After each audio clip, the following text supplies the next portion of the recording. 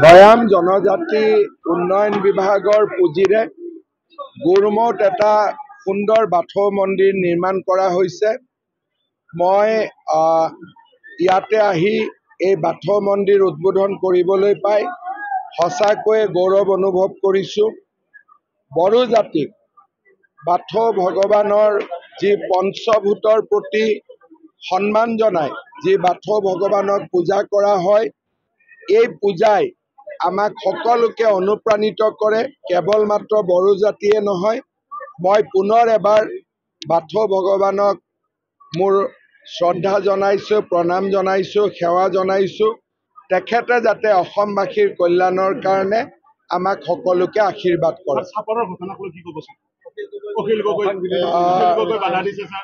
চাপৰত উচ্ছেদ অভিযান 80% সম্পূৰ্ণ হৈছে। গধূলি 5 বজালৈ 20% সম্পূৰ্ণ হ'ব। 90% ৰাইজে নিজে আঁতৰি গৈছে। বাকী 10%হে আমি উচ্ছেদ কৰিবলগীয়া হৈছে। চাওক, অখিল গগৈৰ এটা নিজস্ব ৰাজনীতি আছে, আমাৰ এটা নিজস্ব ৰাজনীতি আছে। আমি সদায় খিলঞ্জীয়া মানুহৰ পক্ষত থিয় দিওঁ আৰু অখিল গগৈয়ে সদায় এটা বিশেষ সম্প্ৰদায়ৰ স্বাৰ্থত থিয় হয়। সেইটো তেওঁৰ আদৰ্শ। আমি আমাৰ লাইনত থাকিম, তেওঁৰ লাইনত থাকক। ৰাইজৰ দল আৰু কংগ্ৰেছ দুটা দলে বিৰোধিতা কৰি থাকে। কংগ্ৰেছটো কতোৱে নাই এতিয়া। উচ্ছেদৰ সময়ত বিৰোধিতা কৰে। উচ্ছেদৰ সময়ত কংগ্ৰেছে ভোটৰ কাৰণে বিৰোধিতা কৰে, কিন্তু আমি আমাৰ যিটো লক্ষ্য যে অসমৰ যিমান ভূমি বিভিন্ন স্থানৰ পৰা আহি মানুহে দখল কৰিছে, তাক আমি খালী কৰিব লাগে যাতে ৰাইজৰ কামত ই ব্যৱহাৰ হ'ব পাৰে। আজি 8 তাৰিখে চাপৰত উচ্ছেদ হ'ল, অহা 10 তাৰিখে গোৱালপাৰা জিলাৰ পাইকানত উচ্ছেদ হ'ব।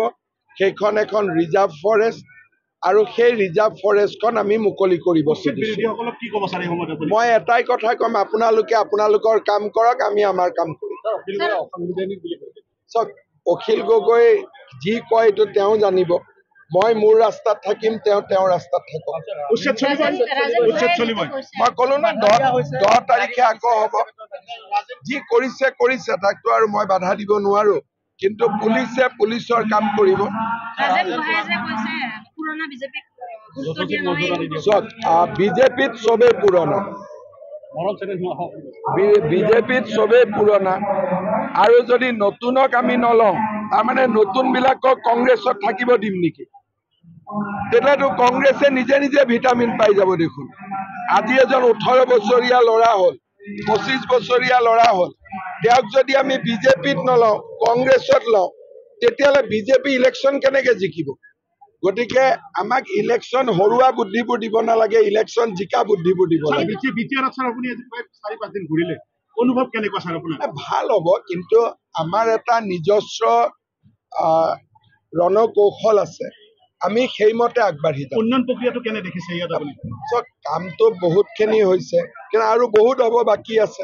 লাহে লাহে চব হ'ব। আপুনি নেতৃত্ব দিব বিচাৰক উন্নয়ন প্ৰক্ৰিয়াটো? তেনেকুৱা কোনো কথা নাই। অসমৰ মুখ্যমন্ত্ৰী হিচাপে মোৰ যি দায়িত্ব, তাক মই পালন কৰিম।